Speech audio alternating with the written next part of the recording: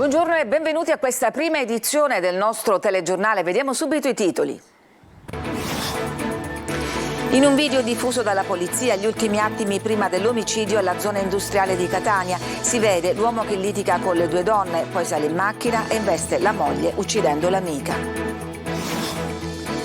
Blitz nella piazza di spaccio di Siracusa, 9 telecamere per sorvegliare la zona ed una porta blindata con feritoia per distribuire la droga. Sarebbe stata uccisa dal fratello Jessica Lattuca, la ragazza di 28 anni, madre di 4 figli, sparita 5 anni fa a Favara. L'uomo è indagato per omicidio e occultamento di cadavere. Fotoricordo con rifiuti, i turisti riprendono le discariche abusive disseminate tra i vicoli di Catania, abbandonata sul marciapiede anche una barca. Calcio, il Catania definisce luogo e date del ritiro estivo, la preparazione precampionato si svolgerà a Zafferana, entro lunedì l'annuncio del nuovo allenatore.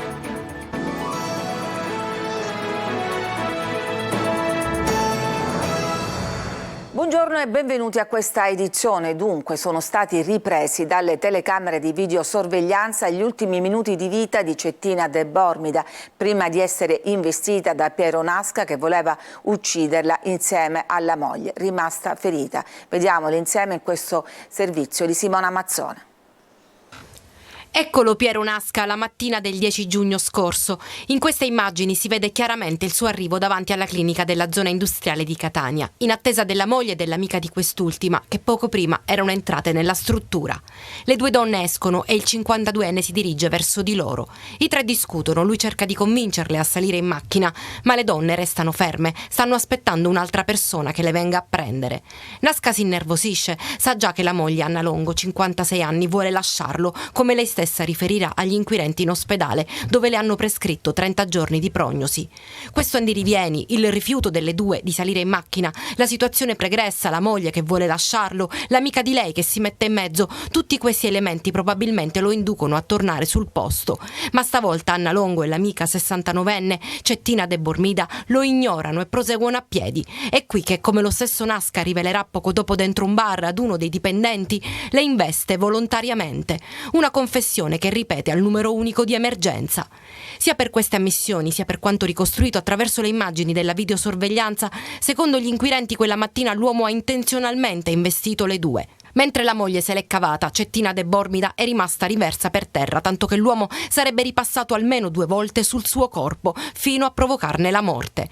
Una volta fermato, Piero Nasca, trovato senza patente per non averla mai conseguita, è stato sottoposto all'alcol test, risultato positivo. L'uomo ha ritrattato in occasione dell'interrogatorio di garanzia, sostenendo di aver solo voluto spaventare le due donne. Però il GIP Marina Rizza ha convalidato il fermo e disposto la detenzione in carcere. Blitz in via Ermocrate a Siracusa, in una piazza di spaccio protetta da un sistema di videosorveglianza. In un'abitazione i pusher avevano installato una porta d'ingresso con una feritoia per permettere il passaggio della droga e dotata di vetri oscurati per poter riconoscere gli acquirenti dalle pattuglie delle forze dell'ordine. L'operazione si è conclusa con l'arresto di un uomo e di una donna, la denuncia di 2 persone, il sequestro complessivo di 2,5 kg di cocaina crack, hashish, marijuana, 2 fucili e oltre 143.000 euro in contanti.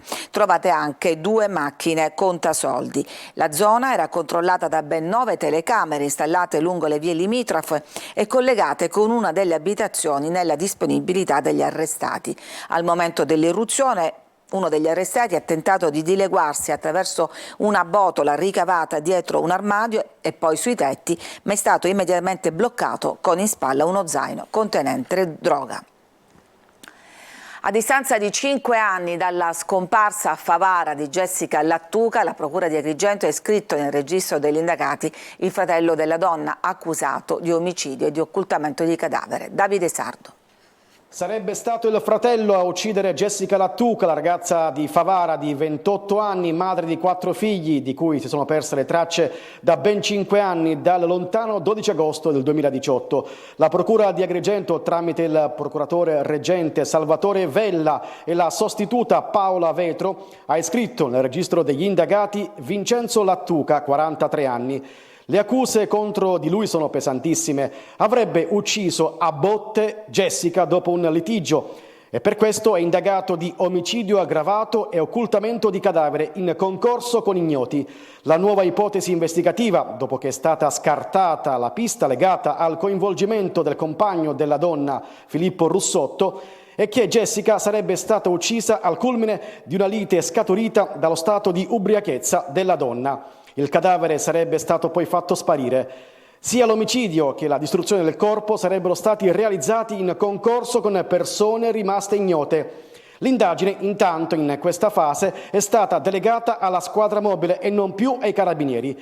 A questa pista si arriverebbe in seguito al ritrovamento di alcune tracce ematiche riconducibili a Jessica nell'abitazione del padre della ragazza, dove viveva anche il figlio Vincenzo, indagato nell'ambito dell'inchiesta Mosaico, che ipotizza un vasto traffico di armi e droga collegato alla faida fra due bande rivali che hanno provocato 5 omicidi fra Favara ed il Belgio. Altri elementi raccolti dalle indagini hanno portato ad avvalorare questa circostanza. La Procura ha scoperto le carte convocando Vincenzo Lattuca per rendere un interrogatorio. L'indagato, assistito dall'avvocato Salvatore Cusumano, ha risposto al pubblico ministero Paola Vetro, che ha condotto personalmente l'atto istruttorio e ha respinto ogni addebito di responsabilità.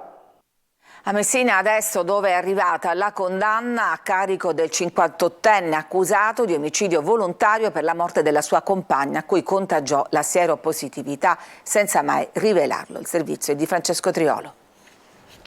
La prima condanna era stata annullata in appello nel dicembre scorso per la vicenda dei giurati che avevano superato i 65 di età che componevano la Corte, una problematica che è stata poi superata da un pronunciamento della Cassazione su un caso analogo avvenuto a Palermo in un processo di mafia. Ieri pomeriggio a Messina è arrivata la sentenza di primo grado nel processo bis del cosiddetto untore. La Corte d'Assise ha condannato l'uomo Luigi De Domenico, 58 anni, a 22 anni di carcere per omicidio, così come era avvenuto nel precedente processo annullato. Il PM Roberto Conte all'udienza scorsa aveva chiesto la condanna a 25 anni dopo aver ricostruito ancora una volta l'intera storia. La vicenda è quella del 58enne accusato di omicidio volontario per la morte della sua compagna, a cui contagiò la sieropositività senza mai rivelarlo. La vittima è un'avvocata messinese 45enne che poi morì di AIDS proprio perché non si riuscì a curare, sconoscendo la causa della sua malattia. Secondo giudice e giurati, quindi, De Domenico è responsabile di omicidio per la morte della compagna ed è la seconda volta che una corte d'assise lo stabilisce. È un esito che ci attendevamo, perché siamo sempre stati fermamente convinti che De Domenico sia responsabile del decesso della nostra giovane collega Stefania Gambadoro. Unitamente noi riteniamo vi siano anche delle responsabilità, seppur di natura colposa, a carico dei medici che hanno avuto in cura inizialmente l'avvocato Gambadoro e che non hanno diagnosticato tempestivamente l'HIV. Nel corso del dibattimento, il legale dell'uomo, l'avvocato Carlo Autruriolo, ha anticipato la possibilità di un ulteriore ricorso che renda nulla anche questa sentenza. Guardi, se le argomentazioni sono quelle che sono già state dedotte in buona sostanza durante il processo, a me francamente non sembra fondata. Ovviamente ci vuole massimo rispetto per le tesi del difensore dell'imputato, vedremo se la riproporrà, in che termine riproporrà. Francamente non credo che abbia molto spazio questa eccezione, se fondata sulle argomentazioni che sono già state svolte. Nuovo arresto a 8 mesi dall'omicidio di Antonino Titone, ucciso a Marsala il 26 settembre dell'anno scorso. Carabinieri e polizia hanno fermato la presunta complice del delitto, Lara Scandaliato, 30 anni, di Marsala. Secondo le ricostruzioni degli inquirenti, Giovanni Parrinello, che si trova già in carcere, nel corso di una rapina legata allo spaccio di droga avrebbe infierito sulla vittima con un piede di porco, colpendola ripetutamente alla testa. Gli investigatori ritengono che la donna abbia avuto un ruolo attivo nel delitto e non sia rimasta semplicemente fuori dall'appartamento come si riteneva in un primo momento. Il sindaco di Gela, Lucio Greco, rompe il silenzio a 48 ore dalle sue dimissioni e dice: contro di me vendette personali per aver osteggiato operazioni affaristiche. Sentiamo Gerry Italia. Ha atteso 48 ore prima di rilasciare dichiarazioni ufficiali, 2 giorni di silenzio e di riflessioni dopo le dimissioni dello scorso lunedì. Oggi il sindaco di Gela, Lucio Greco, rompe il silenzio e fa il punto su quanto accaduto nella seduta di consiglio comunale convocato per votare la sfiducia e culminata invece con le sue dimissioni. Greco adesso avrà 20 giorni di tempo per rifletterci sopra ed eventualmente revocarle. Piuttosto che arrivare alla sfiducia, ho ritenuto più opportuno e più saggio presentare le mie dimissioni nel tentativo di salvare la città dal dissesto, e tutto questo lo sapremo a breve rispetto a quella che sarà l'evoluzione della situazione economico-finanziaria dell'ente e la possibilità di evitare il dissesto. Sono proprio le scadenze finanziarie da rispettare, un debito che supera i 100 milioni di euro e l'ombra del dissesto le cause principali che hanno portato Greco a gettare momentaneamente la spugna, ma l'avvocato ci tiene a levarsi qualche sassolino dalla scarpa sui suoi avversari politici.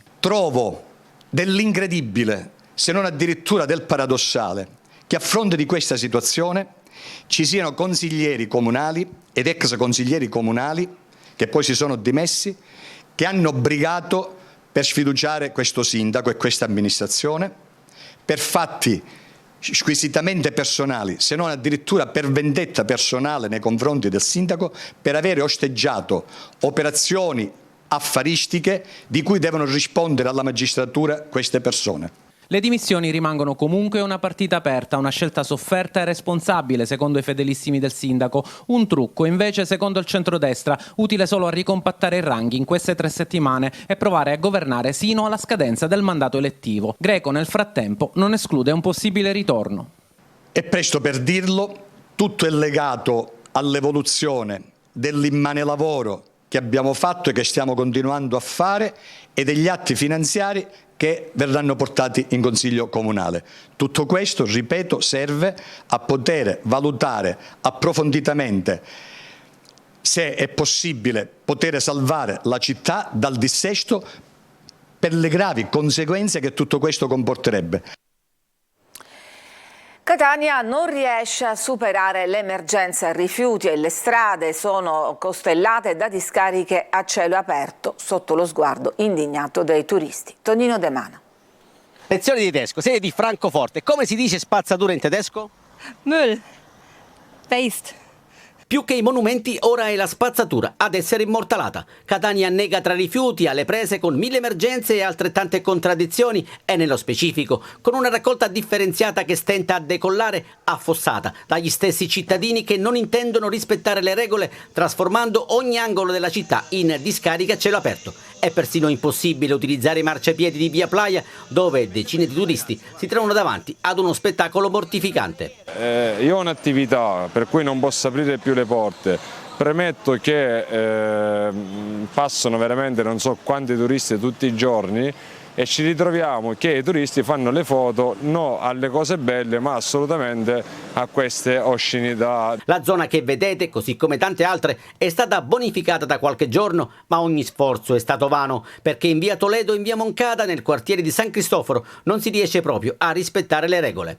In qualsiasi ora del giorno, per non parlare della notte, si assiste ad un continuo e sistematico lancio di sacchetti di spazzatura, situazione che la Gema, società che si occupa della raccolta nell'Ottocentro, denuncia da diverso tempo. Purtroppo abbiamo ancora nell'Ottocentro 200 siti che giornalmente sono oggetto di abbandono indiscriminato di rifiuti. Bisogna necessariamente intervenire con le sanzioni in maniera molto dura e drastica. Montagne di rifiuti ricoprono la città, sacchetti che vengono rimossi e che tornano nel giro di poche ore, rendendo l'aria irrespirabile, e con l'arrivo del caldo la situazione non può che peggiorare. Davvero una patata bollente per il neo sindaco trentino, che ha indicato nell'emergenza rifiuti una delle 2 priorità del suo mandato e che invita i cittadini a rispettare ogni regola e a depositare la spazzatura nei giorni stabiliti dal calendario per ogni singola frazione, invito che però sembra già cadere nel vuoto. L'altro che mi mettono quando a porta la spazzatura, lei pensa che io rispetto che ci butta, ha detto magari io che. Quindi lei è il primo a non rispettare le regole? Sono io che ha detto, l'ammetto, perché non mi vergogno, io dico. Perché questa storia non è cambiata nei 50 anni, lei pensa che ora si cambia, ora questa storia qua.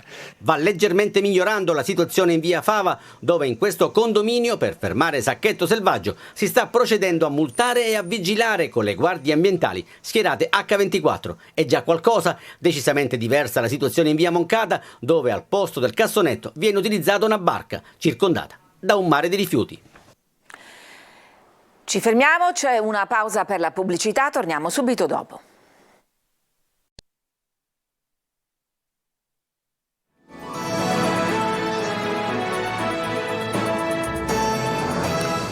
Eccoci di nuovo in studio. Migliorano leggermente gli indicatori di povertà e lavoro in Sicilia, ma secondo il report dell'Ista vivono ancora al sud la maggior parte degli individui a rischio povertà. Roberta Lunghi.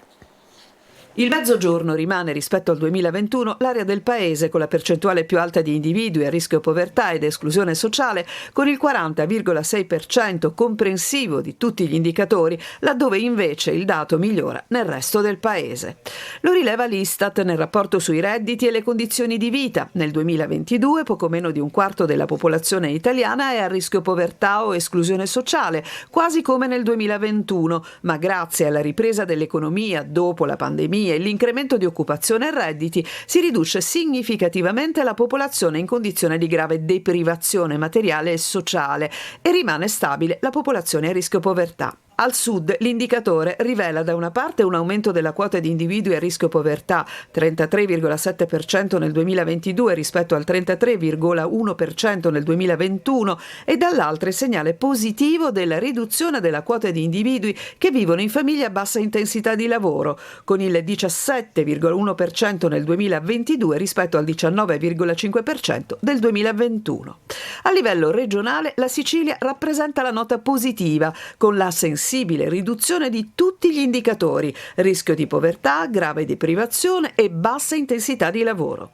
Nel 2021 il reddito medio delle famiglie è tornato a crescere, il reddito totale delle famiglie più abbienti è stato di 5-6 volte quello delle famiglie più povere. Tale valore, sottolinea l'Istituto di Statistica, sarebbe stato più alto 6-4 volte in assenza di interventi di sostegno alle famiglie, maggiormente incisivo in Campania e Sicilia, dove è stato più alto il numero di percettori del reddito di cittadinanza.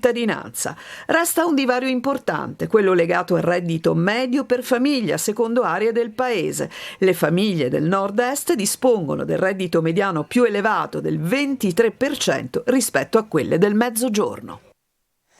Ieri la giornata mondiale del donatore di sangue. Siamo stati al centro trasfusionale dell'ospedale Garibaldi di Catania, dove medici fanno appello soprattutto ai giovani. Emanuela Corsi.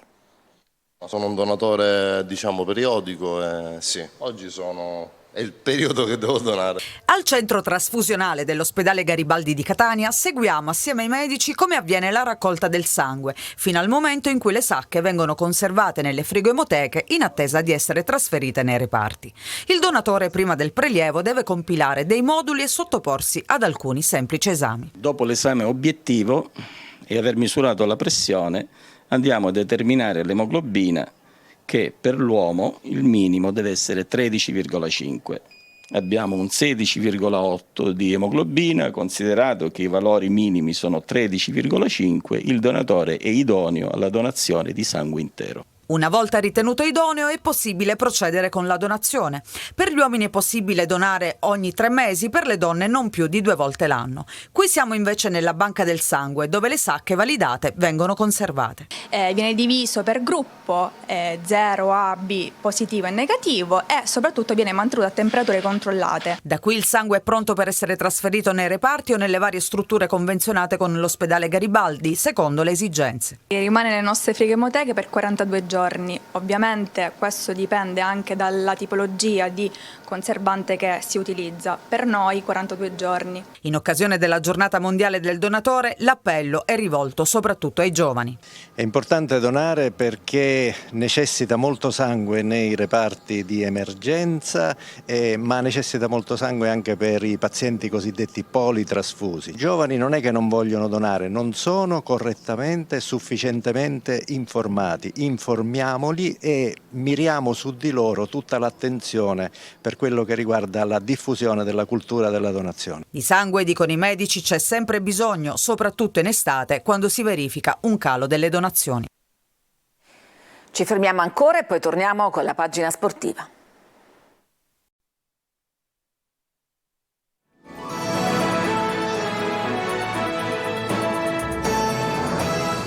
Ed eccoci alla pagina sportiva. Entro lunedì l'annuncio del nuovo allenatore del Catania. In pole c'è sempre Luca Tabbiani. Definite intanto luogo e date del ritiro precampionato. Il servizio.